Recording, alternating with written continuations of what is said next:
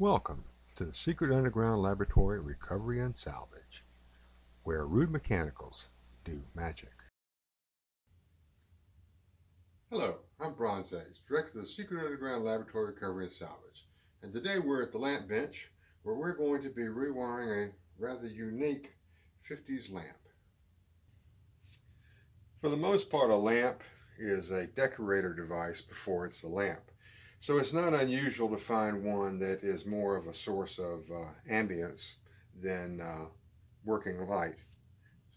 What we start off with is a metal base, a cream colored ceramic pedestal coming into this urn, whatever you want to call that shape. And this piece up on top is actually a shade because the light socket is deep down in there, so that it will be right about this point. And this whole thing imitates a candle. We turn around the back, we can see the switch, and looking at the socket I see that it's a three-way socket, which means this would be a three-way switch, and it's completely frozen up. I think this thing has been stored in some place rather damp because we've got all this rust and corrosion here. We'll see what we can do about that when we get it apart.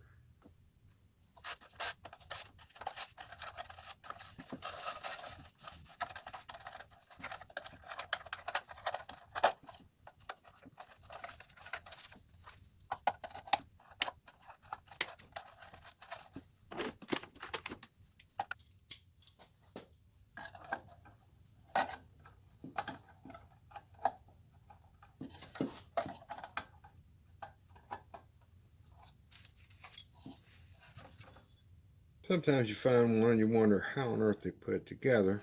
The nut is in this little recess right here, which makes it impossible to get a socket around it, as well as a pair of pliers.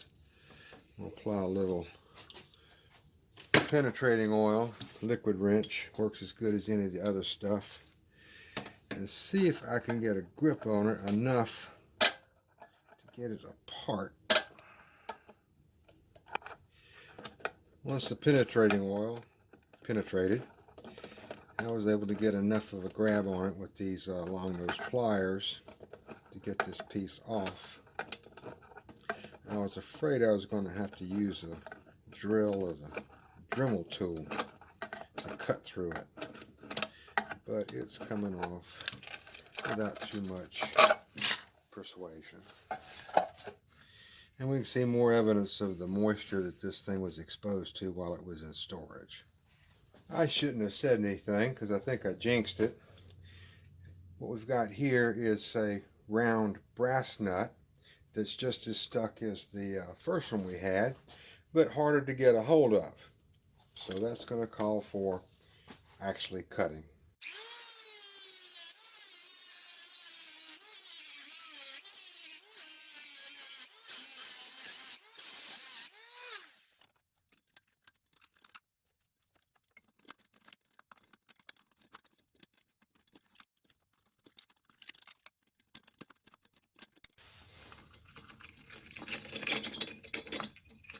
This lamp looks like it was put together mostly with spare parts they found laying around the shop.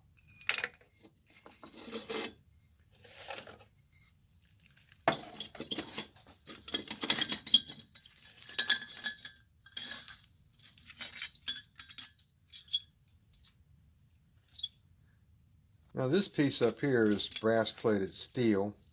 At the parts where it was not exposed to the weather, the brass plating is still intact.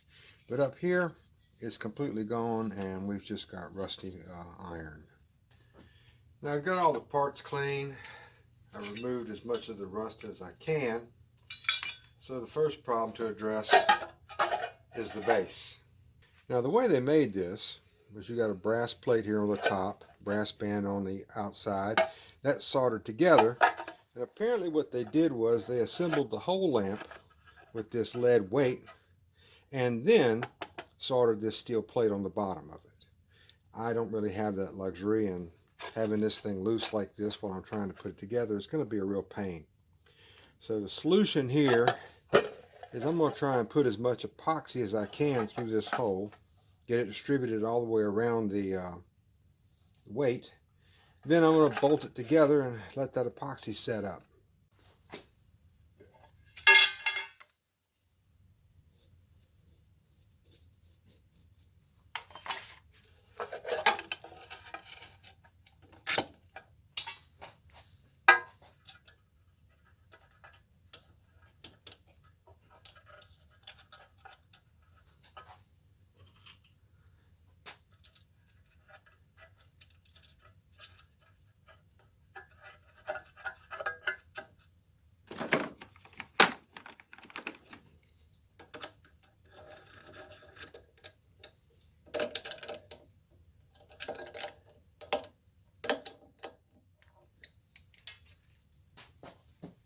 I'm tossing the pipe in the old socket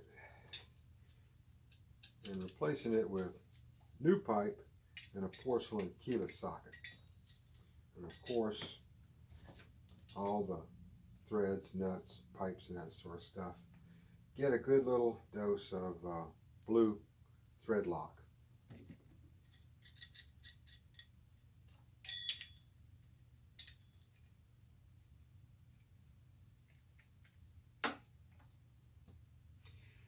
Now it's time to start putting it back together. And since the base has a hole where the cord comes out and where the switch is right beside it, there's going to be a definite front and a back. So we like to look at the ceramic and make sure that we've got the part with, well, like here's a little hairline crack. It's not going to show up on camera, but this face is fairly good. So I will put a piece of tape on that.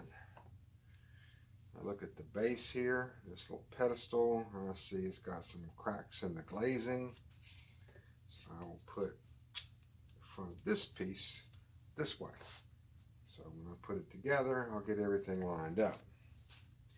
In the start, I've taken the top off of the socket, make this a little easier to wire.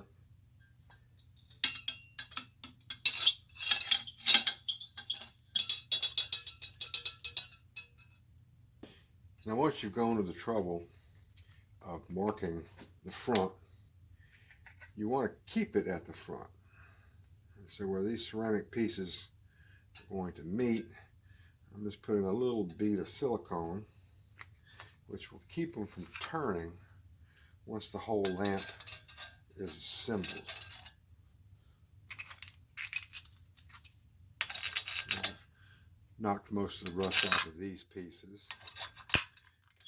This lamp actually did spend a couple of days underwater in a house flood. Something I've just recently learned.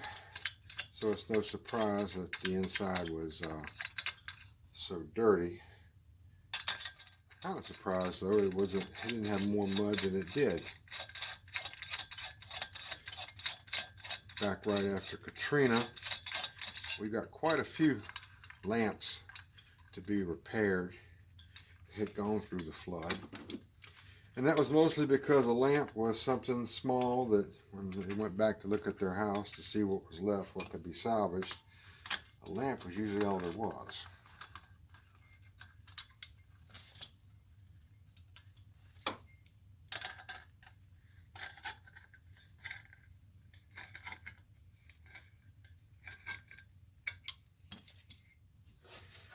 Now we got the bottom, and the epoxy seemed to have held pretty good.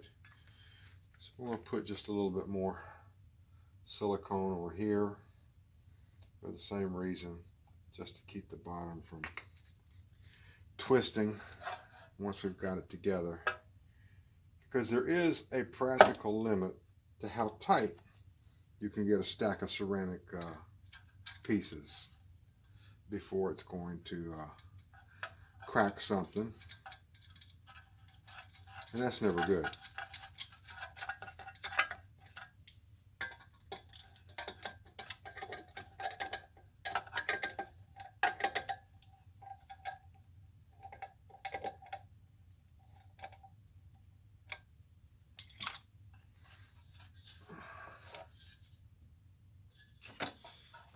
Now it's time for wiring, customer's chosen a brown cord instead of the original white.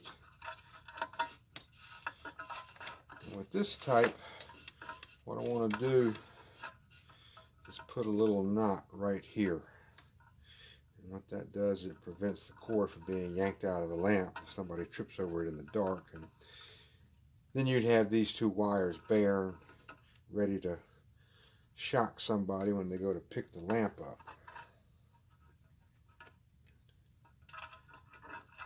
Come underneath here. A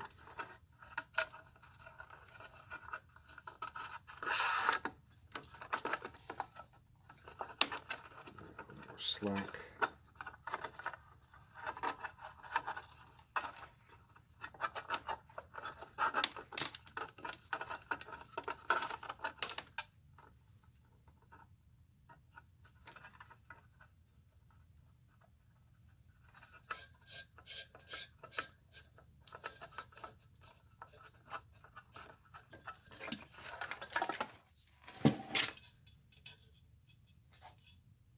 Now the socket I'm going to use has three pieces. I've got the shell, a paper insulator, and the base plate. In the shell, we have the familiar brass colored screw and silver colored screw that I show in every video about lamps. These are exactly the same. On the lamp cord, we have one side has smooth insulation, one side has ridged insulation. I'm going to go ahead and put the paper insulator down on there, then wrap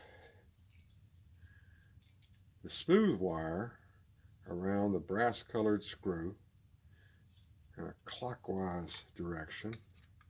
Make sure that it's tucked underneath there nice and tight. And when I tighten this down, turning the screw clockwise, then the wire gets pulled underneath it. Now the side with the ridges will go underneath the silver colored screw. Tuck it in there nice and tight. Tighten it down. And you see these two screws that stick down, they're going to go into that plate, which is not going to make very good visual on camera. So you just have to trust me that that's what I'm doing.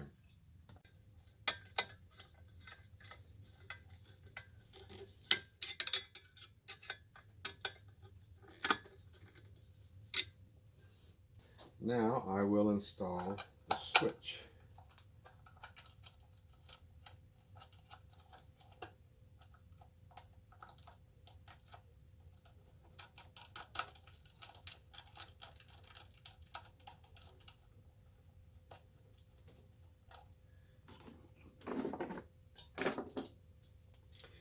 Now there was a reason there was a fuss made about the different colored screws on the socket.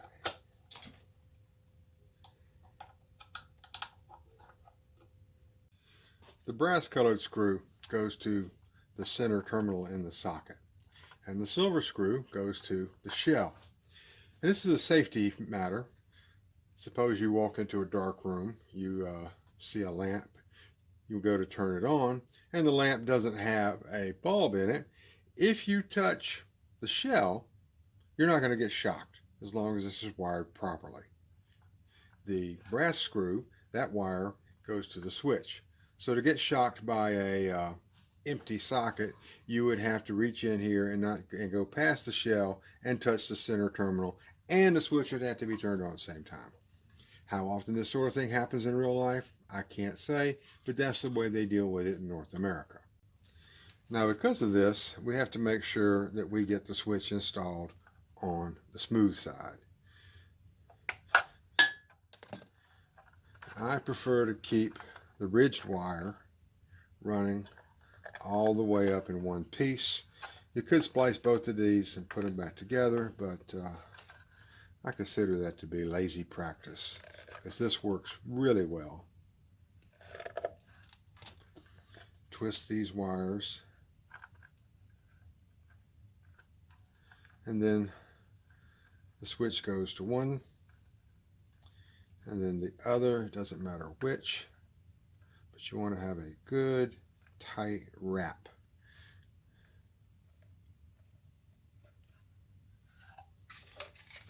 Then we solder them. All connections in the Secret Underground Laboratory are soldered. Don't use wire nuts. Don't trust tape. The only way to get a good connection that you can count on is with solder. Now after the wire is cooled, feel it to make sure there's not any sharp points. If there were, I'll take a pair of pliers and squeeze it down all the way around. Trim it off about that long. And I have this peculiar plastic tubing called shrink wrap, which, as the name implies, it shrinks. A little mini torch. It draws down tight on the wires, and I have another little short piece of it that I can take and slide down.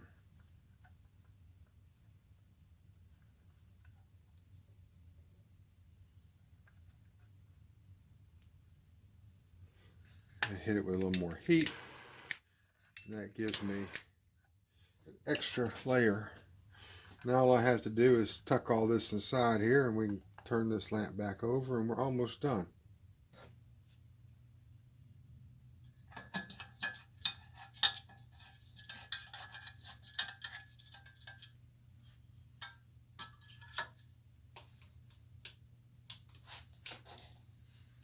Well, this is Bronze Age for the Secret Underground Laboratory Recovering Salvage. And I thank you for sitting through this video of bringing this beautiful accent lamp back to life, where it may have another 50 years, provided it doesn't go underwater again. And so I really would appreciate it if you would like and subscribe. And again, thank you for watching.